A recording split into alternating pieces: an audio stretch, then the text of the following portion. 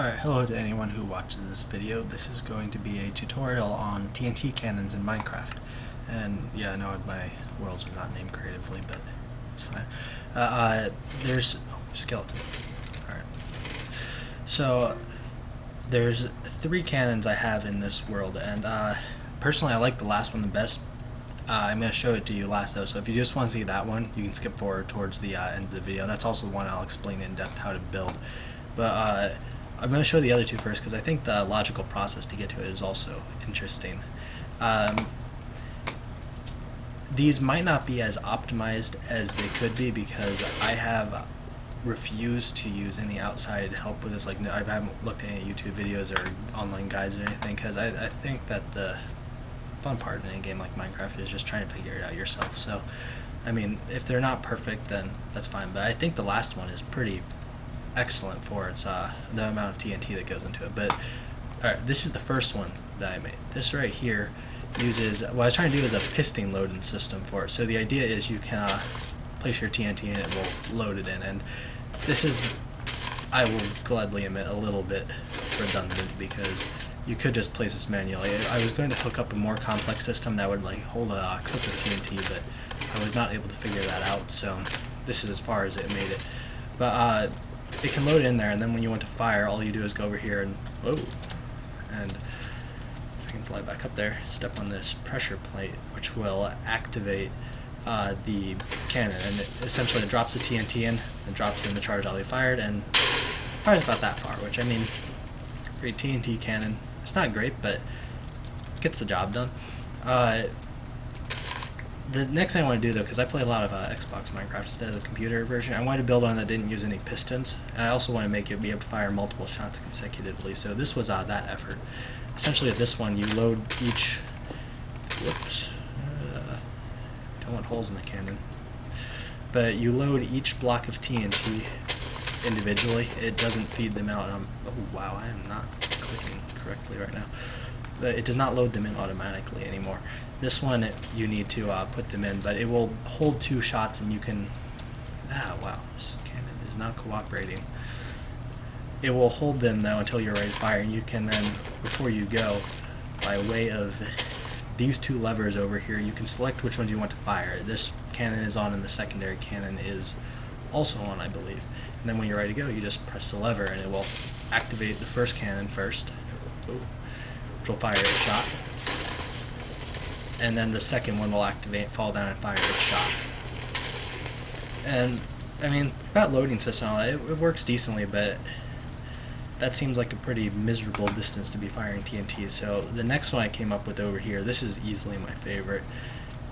This uses, what I was thinking is that it needs 2 velocity vectors applied to the TNT. So I had you load TNT in both horizontally and vertically. These 2 charges here, what they do is they push it up. This is the charge that you actually fire. And then there's 5 TNT you place in here that can propel it forward. And I'll show you what this did. The first time I fired it, I must say I was a little bit shocked by how well it performed. And anytime now. That's what you get. Which, as a firework machine, is pretty cool, but is useless as a TNT cannon because you can't actually shoot anything. The fuse on the TNT goes off something like 1 game tick before it fires, and it still doesn't make it all the way. So what I figured out you can do is if you just load half of the vertical charge here, just 1 TNT, and then load the horizontal charge, then you can get an actual functional shot out of it. I'll show you what that looks like now. We'll fly over there so we can see the damage better.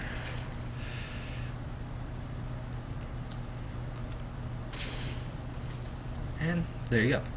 And I mean, I've got to think that that's a pretty decent distance for a TNT cannon, especially when you're only using a load of 6 TNT.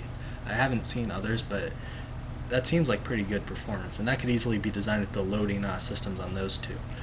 I'm going to show you more in depth how to go about building this thing, but first, this is another one I tried to do. I was going to try to do this one, but without the obsidian, and I forgot to place one of my buckets of water before setting it off, and this was the result.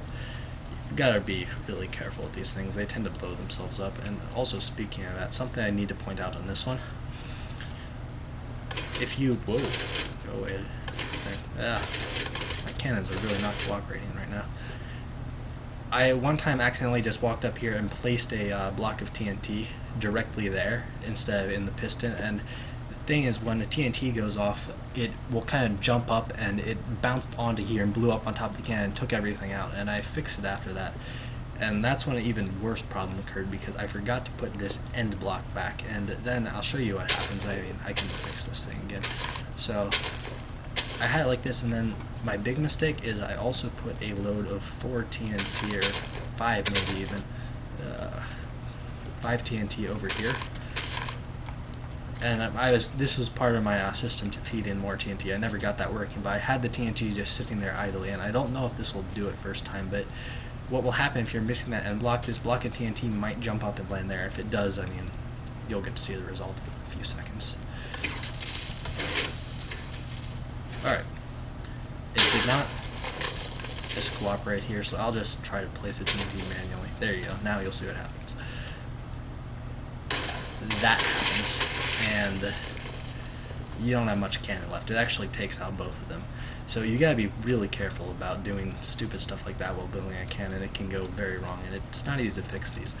Another thing I'd highly advise, I'm clearly not following my own advice here, but don't use pressure plates to set off the cannon, because you'll accidentally step on them and mobs will step on them, and that can just go bad. You should really use buttons.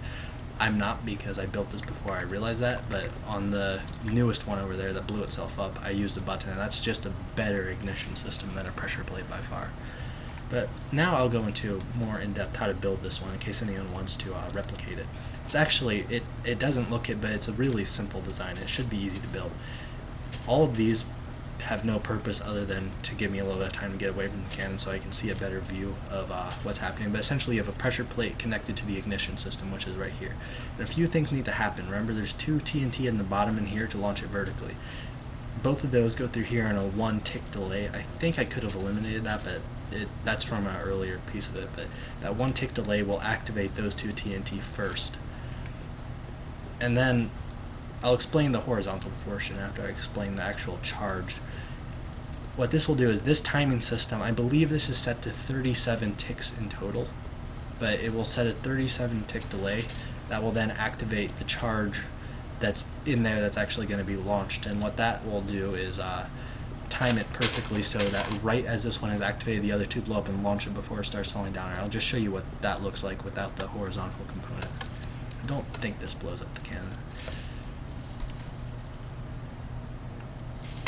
There you go. Launches a TNT. Which is pretty cool, but not useful until you add the horizontal component. And how that works is it's set on I think it's on a 2 tick delay. I did it in a weird way, but I have this spread that runs up here and activates all of the TNT in here simultaneously on a 2 tick delay, so they'll go off just 1 tick after the vertical charge goes off, so they'll push it forward once it's already in the air. If you don't do that, the thing just doesn't perform properly. And I didn't realize that you can just put all the repeaters facing it and they'll all work. I had redstone there, that didn't work, so I built a weird thing that goes all the way around to activate it, but either way will work.